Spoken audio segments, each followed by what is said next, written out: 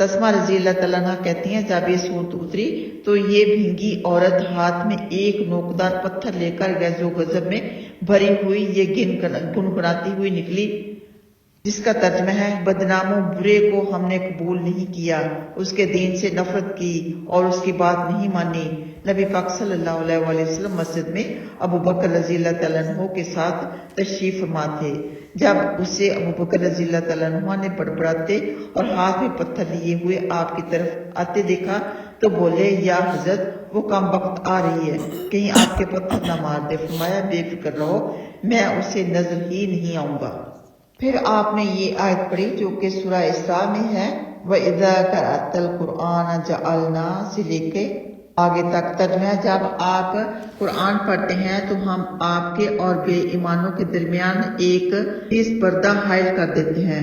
پڑھنے لگے، آخر ابو بکر رضی اللہ تعالیٰ عنہ کے پاس آ کر کھڑی ہو گئی۔ رحمت عالم صلی اللہ علیہ وآلہ وسلم نظر نہیں آئے۔ بولی، ابو بکر مجھے خبر لگی ہے کہ تیرے ساتھی نے میری برائی کی ہے۔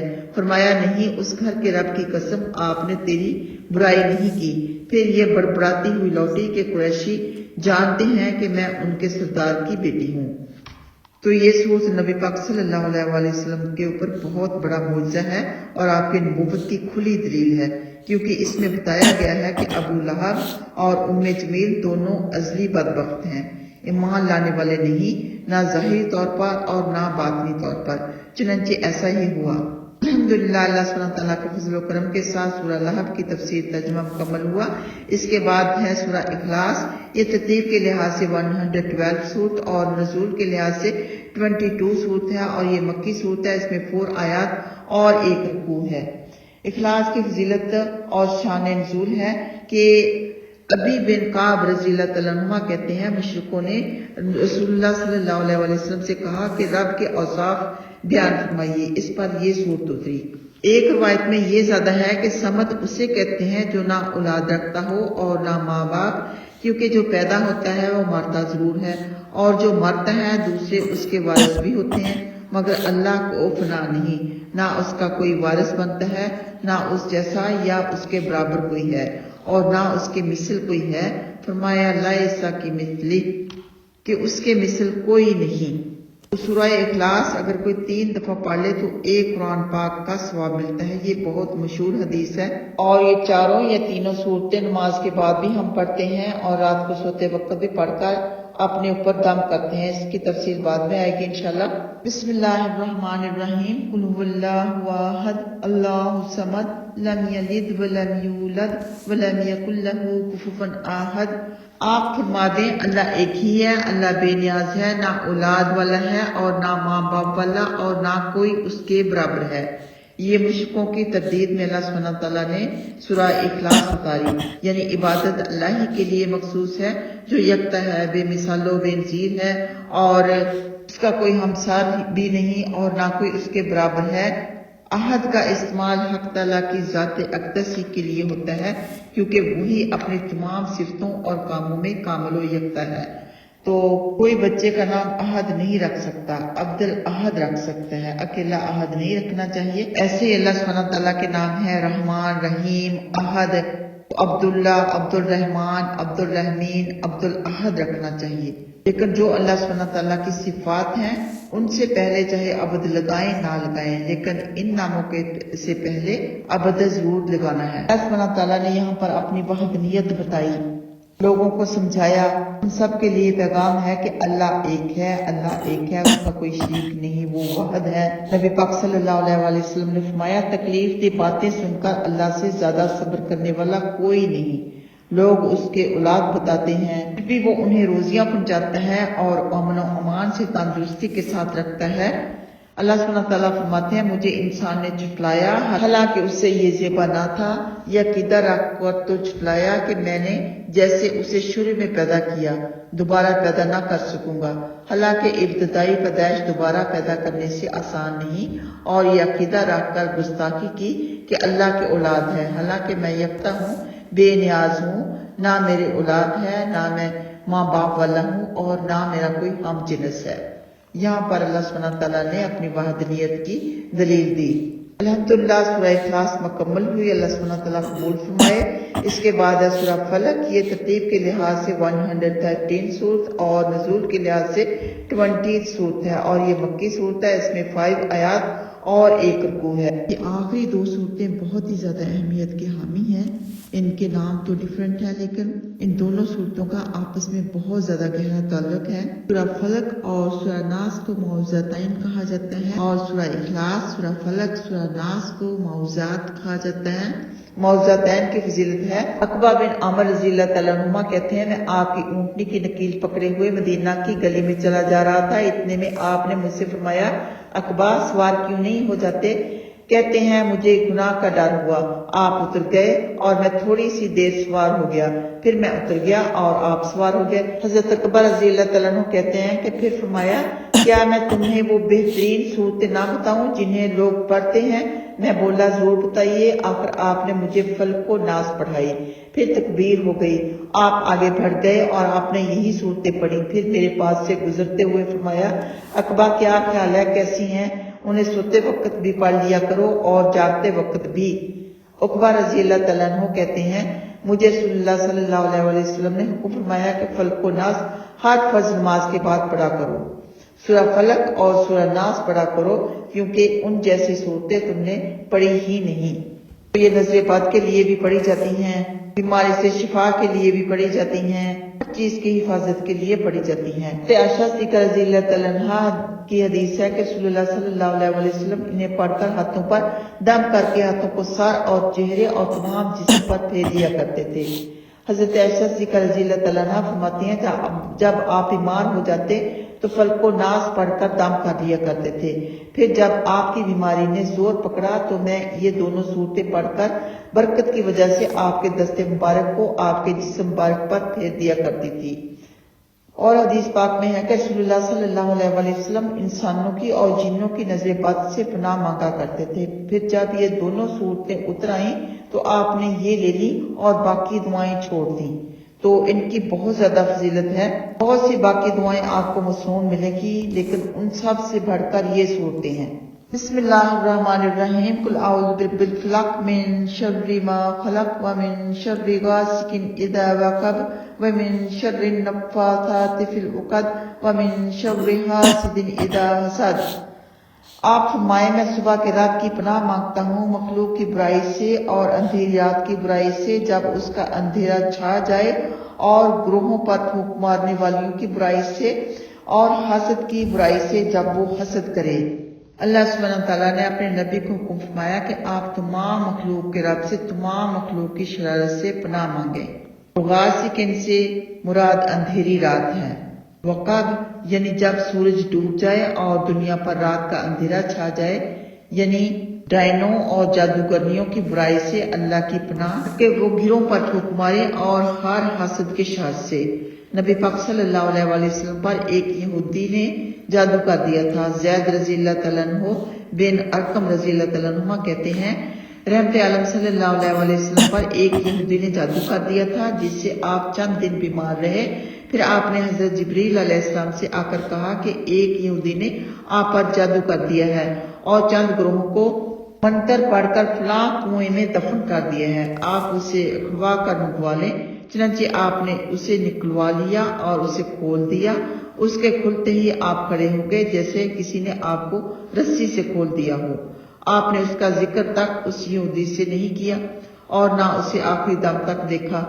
हजरत आयशा सिद्दीक़ा रज़ियल्लाहु तआला अन्हा फरमाती हैं, आप सल्लल्लाहु अलैहि वसल्लम पर जादू किया गया। आपको वहम होता था कि आप औरतों के पास आए हैं, हालांकि ऐसा ना होता था।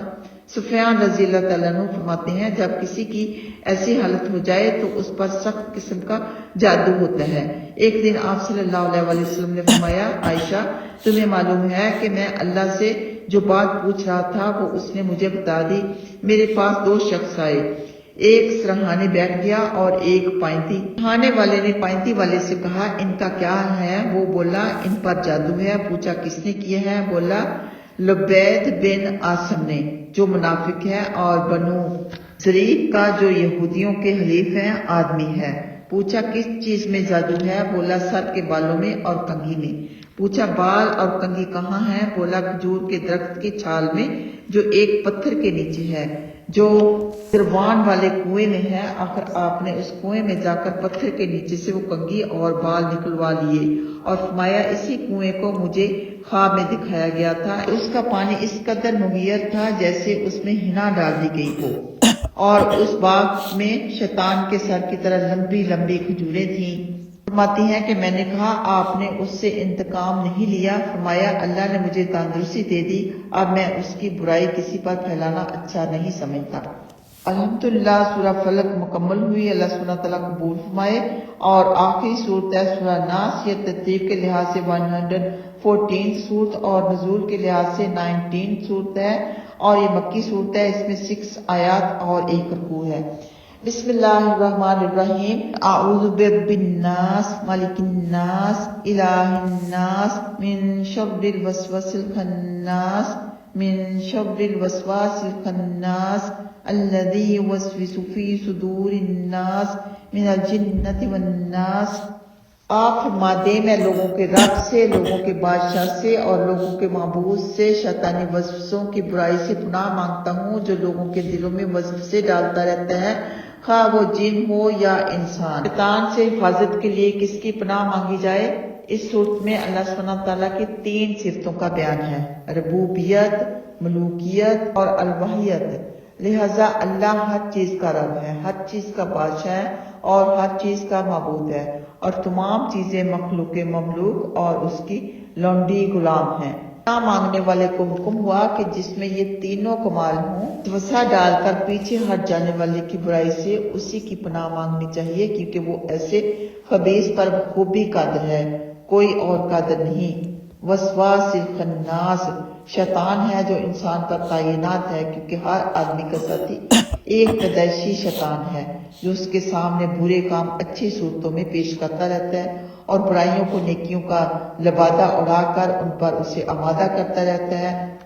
تو ایک دفعہ نبی پاک صلی اللہ علیہ وسلم اتقاف میں تھے، حضرت صفیہ رضی اللہ تعالیٰ عنہ آپ سے ملنے آئیں جو کہ آپ کی بیوی تھیں، اور دیر تک آپ سے باتیں کرتی رہیں۔ رات زیادہ ہو گئی تھی، آپ انہیں پہنچانے کے لیے مسجد سے نکلے، راہ میں 2 انصاریوں سے مٹبھیڑ ہو گئی اور یہ دونوں آپ کو دیکھ کر تیزی سے آگے بڑھنے لگے۔ فرمایا ذرا ٹھہرو، یہ صفیہ رضی اللہ تعالیٰ عنہ بنت حیی رضی اللہ تعالیٰ عنہ ہیں۔ وہ بولے یا رسول اللہ، سبحان اللہ، ہمیں کوئی شبہ نہیں۔ فرمایا شیطان انسان کی رگ رگ میں خون کی طرح دوڑتا ہے، مجھے خیال آیا کہیں تمہارے دل میں بدگمانی پیدا نہ کر دے۔ یہ ہم سب کو چاہیے کہ ایسا کوئی معاملہ ہو تو ہم وضاحت کر دیں کہ بھئی یہ میری بہن ہے، یہ میرا بھائی ہے، تاکہ لوگ شبہ میں نہ پڑیں۔ تو تفسیر میں ہے کہ شیطان انسان کے دل پر ہاتھ رکھے ہوئے ہے، اگر انسان اللہ کا ذکر کرتا ہے تو یہ ہاتھ اٹھا کر پیچھے ہٹ جاتا ہے، اور اگر غافل ہو جاتا ہے تو اس کا دل اپنی مٹھی میں لے لیتا ہے۔ یہی وسوسہ ڈالنے والا اور پیچھے ہٹ جانے والا ہے۔ نبی پاک صلی اللہ علیہ وسلم کے پیچھے آپ کی سواری پر بیٹھنے والے کا بیان ہے کہ ایک دفعہ آپ کے گدھے نے آپ کو گرا دیا۔ میں بولا شیطان غارت ہو۔ فرمایا یہ نہ کہو، کیونکہ تمہارے کوسنے سے شیطان اور پھول جائے گا اور کہے گا میں نے اپنی طاقت سے اسے گرا دیا، لیکن برعکس اس کے اگر بسم اللہ کہو گے تو وہ سکڑ کر مکھی کی طرح ہو جائے گا۔ معلوم ہوا کہ جب دل اللہ کا ذکر کرتا ہے تو شیطان سکڑ جاتا ہے اور ہار جاتا ہے، اور ذکر چھوڑ دینے سے وہ گدھے کی طرح پھول جاتا ہے اور غلبہ پا لیتا ہے۔ تو شیطان جن اور انس دونوں ہی ہوتے ہیں، ان میں سے کوئی بھی شیطان ہو سکتا ہے، کوئی ضروری نہیں کہ جن ہی شیطان ہیں۔ انسانوں میں بھی شیطان ہوتے ہیں، یعنی انسان کی شکل میں بھی شیطان ہوتے ہیں۔ حضرت ابو ذر رضی اللہ تعالیٰ عنہ فرماتے ہیں میں مسجد میں رسول اللہ صلی اللہ علیہ وسلم کے پاس آ کر بیٹھ گیا، پوچھا نماز پڑھ لی؟ میں بولا نہیں۔ فرمایا پڑھ لو۔ آخر میں نے اٹھ کر نماز پڑھی اور پھر آپ کے پاس آ کر بیٹھ گیا۔ فرمایا ابو ذر، انسانی اور جناتی شیطانوں کی شرارت سے اللہ کی پناہ مانگو۔ میں نے کہا اے اللہ کے رسول صلی اللہ علیہ وسلم، کیا انسانی شیطان بھی ہوتے ہیں؟ فرمایا ہاں۔ میں نے پوچھا نماز کیا ہے؟ فرمایا خیر و برکت ہے، خواہ کوئی کام اٹھائے یا زیادہ۔ پوچھا روزہ کیا ہے؟ فرمایا ایک فریضہ ہے جو کافی ہونے والا ہے اور اللہ کے پاس مزید انعام ہے۔ پوچھا صدقہ کیا ہے؟ فرمایا اس کا قیامت کے دن کئی گنا بڑھا کر بدلہ دیا جائے گا۔ پوچھا کون سا صدقہ افضل ہے؟ فرمایا وہ صدقہ جو غریب آدمی محنت مزدوری کر کے نکالے یا چپکے سے محتاج کو دے دے۔ پوچھا سب سے پہلے نبی کون ہے؟ فرمایا حضرت آدم علیہ السلام۔ پوچھا کیا حضرت آدم علیہ السلام نبی تھے؟ فرمایا ہاں، اور اللہ نے ان سے بات بھی کی۔ پوچھا رسول کتنے ہیں؟ فرمایا 310 سے کچھ اوپر، ایک بڑی جماعت ہے۔ ایک روایت میں ہے 315 ہیں۔ پوچھا قرآن کی کون سی آیت سب سے زیادہ عظمت والی ہے؟ فرمایا آیت الکرسی۔ ابن عباس رضی اللہ تعالیٰ عنہ فرماتے ہیں کسی نے نبی پاک صلی اللہ علیہ وسلم سے کہا میرے دل میں ایسے ایسے وظیفے آتے ہیں کہ انہیں بیان کرنے سے میں یہ اچھا سمجھتا ہوں کہ اوپر سے گر کر مر جاؤں۔ فرمایا اللہ اکبر، اللہ اکبر۔ اسی اللہ کی بڑائیاں ہیں جس نے شیطان کے مکر و فریب کو وسوسوں کی طرف لوٹا دیا۔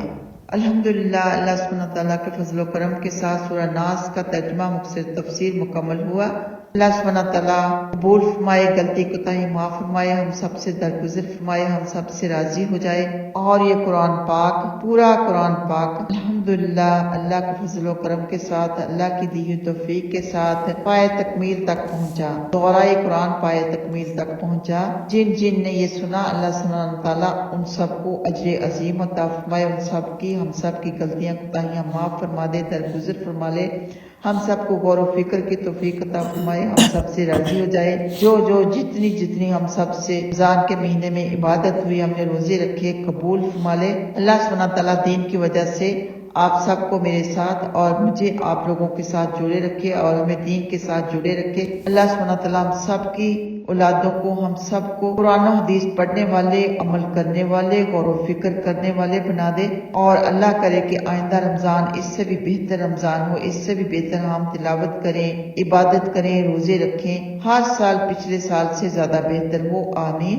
آخر دعوانا الحمدللہ، اللہ سبحانہ تعالیٰ کے فضل و کرم کے ساتھ ہمارا پارہ نمبر 30 بھی مکمل ہوا، پایہ تکمیل تک پہنچا۔ ہمارے سب کے لیے ذخیرہ آخرت بنائے، ہماری ٹوٹی پھوٹی کوششوں کو قبول فرمائے۔ قرآن پاک سے، اس عظیم الشان کتاب سے جو کچھ بھی ہم نے سیکھا، پڑھا، سنا، اللہ سبحانہ تعالیٰ ہمیں عمل کی، غور و فکر کی توفیق عطا فرمائے اور بار بار پڑھنے کی یا سننے کی توفیق عطا فرمائے۔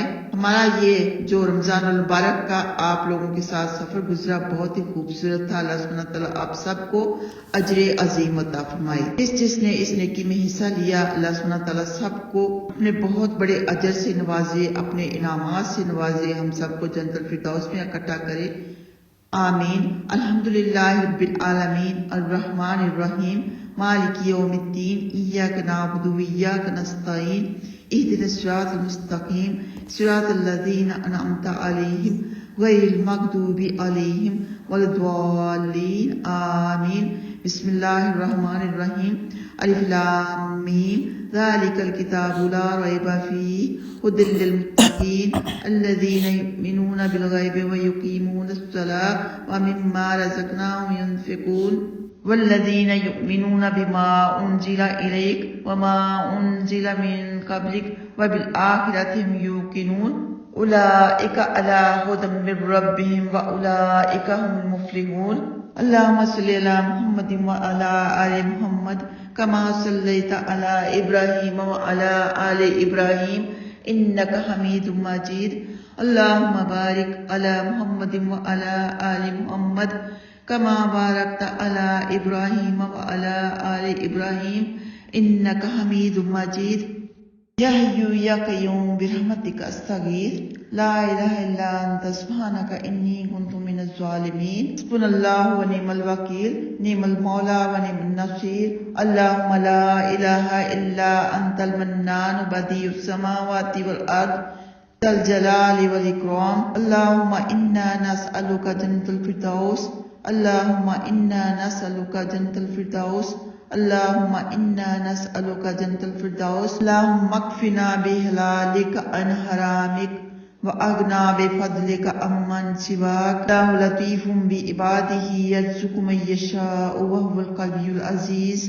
اللہم انا نعوذ بک من العجز والکسل والجبن والحرم، نسألک لذة النظر الى وجہک والشوق الى لقائک۔ یا اللہ، یا رب العالمین، ہم تجھ سے سوال کرتے ہیں کہ ہمیں اپنے آپ کے چہرے کو دیکھنے کی لذت دینا اور ہم نے آپ سے ملاقات کا شوق پیدا عطا فرما دے۔ اللہم غشنا برحمتک، اے اللہ ہمیں اپنی رحمت سے ڈھانپ لے، ہم پر رحم فرما دے، کرم فرما دے، ہم سب سے راضی ہو جا، ہمارا یہ پڑھنا پڑھانا سننا سب قبول فرما لے۔ تو ہم نے قرآن پاک پڑھا یا سنا، اس کو ہمارے لیے آخرت میں نجات کا ذریعہ بنا دے، ہماری عبادتوں کو قبول فرما لے، ہمارا آئندہ آنے والا رمضان اس سے بھی بہتر بنا دے، اور ہمیں رات دن قرآن پاک کی تلاوت کی توفیق عطا فرما دے۔ جتنا دل ہمارا قرآن پاک پڑھنے میں، عبادت کرنے میں رمضان المبارک کے مہینے میں لگا، بعد میں بھی رمضان المبارک کے علاوہ بھی ہمارا ایسا ہی شوق رہے، بلکہ دن بدن ہمارے شوق کو اور بھی بڑھا دے۔ یا اللہ ہمیں دین کی خاطر ایک دوسرے سے محبت کرنے والے بنا دے، ہمیں میدان محشر میں عزت کا لباس، عزت کا تاج، عزت کا زیور نور کی ممبر عطا فرمانا، اپنے عرش عظیم کا سایہ نصیب فرمانا، اس دن کی بھوک پیاس گرمی کی شدت سے بچانا، اپنا دیدار مبارک نصیب فرمانا، ان میں شمار فرمانا جو سب سے پہلے تیری پاک ذات کو سجدہ کریں گے۔ یا اللہ تعالی ہمیں اپنے مقربین بندوں میں شمار کر لے، یا اللہ ہم اپنے مقربین فرشتوں میں شمار فرما لے۔ یا اللہ تعالی نبی پاک صلی اللہ علیہ وآلہ وسلم کے مبارک ہاتھوں جامع کوثر نصیب فرمانا، نبی پاک صلی اللہ علیہ وآلہ وسلم کی شفاعت نصیب فرمانا، نبی پاک صلی اللہ علیہ وآلہ وسلم کے جھنڈے تلے کرنے کی سعادت، اول کی سعادت، سابقون اولون کی سعادت نصیب فرمانا۔ یا اللہ تعالیٰ ان میں شمار فرمانا جو 70,000 بغیر حساب کے جنت میں جائیں گے۔ یا اللہ تعالیٰ جنت الفردوس کا اعلیٰ مقام عطا فرمانا، باب ریان کا جو کہ روزے داروں کے لیے کھلے گا اس کا پروٹوکول نصیب فرمانا، جنت کے 8 دروازوں کا پروٹوکول نصیب فرمانا، حضرت آدم علیہ السلام سے لے کے حضرت محمد مصطفیٰ صلی اللہ علیہ وآلہ وسلم کی رفاقت، صحابہ کرام صحابیات ازواج محترات کی رفاقت، حضرت فاطمہ رضی اللہ تعالی عنہا کی رفاقت نصیب فرمانا، ان کا قرب نصیب فرمانا، صدیقین صالحین شہداء علماء حافظین کا قرب نصیب فرمانا، ہمسایہ نصیب فرمانا۔ یا اللہ تعالیٰ سب بیماروں کو تندرستی صحت عطا فرما دے۔ یا اللہ تعالیٰ جن بچیوں کی شادیاں نہیں ہو رہی ان کی شادیاں ہو جائیں، انہیں اچھے نیک دیندار اخلاق مند پیار اور محبت والے جیون ساتھی عطا فرما دے۔ جن کی شادیاں ہو چکی ان سب کو میاں بیوی کو آپس میں سلوک اتفاق پیار اور محبت سے رہنے والے بنا دے۔ سب بے اولادوں کو نیک تندرست صحیح سالم اولادوں سے نواز دے۔ یا اللہ تعالیٰ ہم سب کو دجالی فتنوں سے بچا لے، ایمان کی سلامتی کے ساتھ ہم سب کا خاتمہ ہو یا رب العالمین۔ ہمارے توحید پر ہم سب کا خاتمہ ہو، اس حالت میں ہمارا خاتمہ ہو ہم یا تو نماز پڑھ رہے ہوں یا کوئی نیک کام کر رہے ہوں یا سجدے میں پڑے ہوئے ہوں یا قرآن پاک پڑھ رہے ہوئے ہوں یا قرآن پاک پڑھ رہے ہوں۔ یا اللہ تعالیٰ ہمیں دین کے ساتھ زیادہ سے زیادہ جوڑ دے اور دین کی وجہ سے نیک لوگوں کے ساتھ زیادہ سے زیادہ جوڑ دے، نیک لوگوں سے محبت کرنے والے بنا دے، برے لوگوں سے بچنے والے بنا دے، برے لوگوں کو بھی اللہ سبحانہ تعالیٰ ہدایت دے دے یا رب العالمین، اور نیک لوگوں کو اور بھی زیادہ نیک پرہیزگار دیندار بنا دے۔ ہم سب مسلمانوں کو نیک پرہیزگار دیندار بنا دے یا رب العالمین۔ یا اللہ تعالیٰ ہم سب کے اندر، ہمارے بچوں کے، ان کی اولادوں کے اندر دین کا شوق پیدا فرما دے، حج اور عمرہ کا شوق پیدا فرما دے، اور سب کے نصیب میں حج اور عمرہ فرما دے یا رب العالمین۔ اس پاک گھر کی زیارت ہمیں بار بار نصیب فرما دے۔ یا اللہ تعالیٰ ہمیں اپنے شکر گزار بندے بنا دے، جس طرح کے شکر ادا کرنے کا حق ہے، تیرا شکر ادا کرنے کا حق ہے، ایسا شکر ادا کرنے والے بنا دے۔ ہمیں بار بار اپنے گھر کی زیارت نصیب فرما دے یا رب العالمین۔ جو قرآن پاک پڑھنے کا حق ہے وہ حق ادا کرنے والا بنا دے یا رب العالمین۔ قرآن پاک کو ہمارے لیے ہماری قبروں میں نور عطا فرما، قرآن پاک پڑھنے کی وجہ سے، ہمارے نیک اعمال کی وجہ سے، اور آخرت میں بھی ہمارے لیے نور عطا فرمانا۔ ربنا اتمم لنا نورنا واغفر لنا انک علی کل شیء قدیر۔ یا اللہ تعالیٰ پل صراط پر ہم سب کے لیے آسانی فرمانا کہ آسانی سے پلک جھپکتے میں گزر جائیں، اور حساب کتاب میں آسانی فرمانا یا رب العالمین۔ یا اللہ تعالیٰ یا رب العالمین ہم پر قرآن عظیم کی برکت کے سبب سے رحم فرما اور اس کو ہمارا امام اور نور و ہدایت اور رحمت بنا دے۔ اے اللہ اس میں سے جو ہم بھول گئے ہیں، جو ہم سے غلطی کوتاہی ہو گئی، ہمیں معاف فرما دے، درگزر فرما لے، ہمیں صحیح پڑھنے کی صحیح لوگوں تک پہنچانے کی توفیق عطا فرما دے یا رب العالمین۔ اللہ تعالیٰ ہمیں قبر کے عذاب سے بچانا، ہماری قبروں کو کشادہ کرنا، ہماری قبروں کو جنت کے باغ بنا دینا یا رب العالمین۔ یا اللہ تعالیٰ جو فوت شدہ ہے ان سب کو بخش لے، ان پر رحم فرما دے، کرم فرما دے، انہیں قبر کے عذاب سے بچا لے یا رب العالمین۔ ان کی قبروں کو کشادہ کر دے، جنت کے باغ بنا دے، سب منزلیں آسان فرما دے یا رب العالمین۔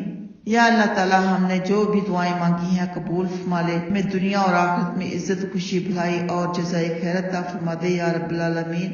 ہمیں ہر قسم کی رسوائی سے بچانا یا رب العالمین۔ یا اللہ تعالیٰ اس دن کی رسوائی سے بچانا، ہمارے سب کے ابو پر پردہ ڈال دینا یا رب العالمین۔ یا اللہ تعالیٰ ہم سب کو حلال پاکیزہ رزق کی فراخی عطا فرما، ناجائز رزق سے، حرام رزق سے ہماری دوری فرما یا رب العالمین۔ یا رب العالمین فلسطین والوں کی، غزہ والوں کی، ہمارے بہن بھائیوں کی، ان سب کے بچوں کی مدد فرما، غیب سے مددگار بھیج دے یا رب العالمین۔ یا اللہ تعالیٰ جو ظلم کر رہے ہیں ان کے بچوں کا خاتمہ کر رہے ہیں، ان کو ظلم کرنے سے بچا لے، ان کے دل میں نرمی پیدا کر دے، انہی کو ان کے مددگار بنا دے، ان سب کو مسلمان بھی بنا دے یا رب العالمین۔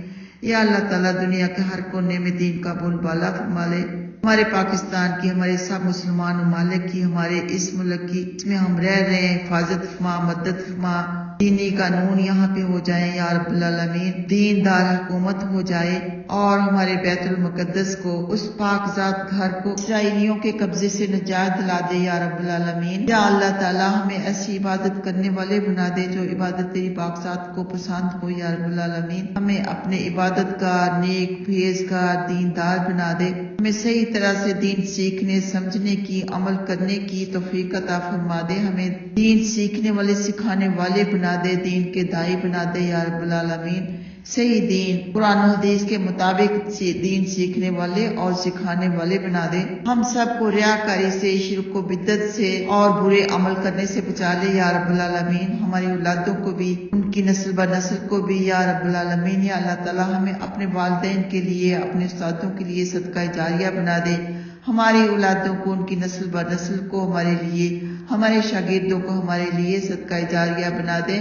یا اللہ تعالیٰ یا اللہ تعالیٰ ہمیں علم دین کی روشنی سے مزید نواز دے یا رب العالمین۔ یا اللہ تعالیٰ ہماری کھلی چھپی، ظاہرہ پوشیدہ جو کہ دعائیں مانگی ہیں، جو کہ ابھی نہیں مانگی ہیں، سب کی سب قبول فرما لے، ان سب میں خیر عطا فرما دے یا رب العالمین۔ یا اللہ تعالیٰ ایسی دعائیں جو ہم نہیں جانتے وہ ہمیں سکھلا دے اور قبول فرما لے، خیر فرما۔ یا اللہ تعالیٰ ہمیں صحیح دعا کا طریقہ عطا فرما دے، ایسی دعا کا طریقہ عطا فرما جو تیری پاک ذات کو پسند ہو۔ یا اللہ تعالیٰ ہم سے وہی کام کروا جو تیری پاک ذات کو پسند ہو، وہ کام ہرگز نہ کروا جو تیری پاک ذات کو ناپسند ہو۔ اللہ تعالیٰ ہمیں ناحق بات کہنے کرنے سے بچانا، ہمیں صحیح اور حق بات کہنے کرنے کی توفیق عطا فرما دے، آمین یا رب العالمین۔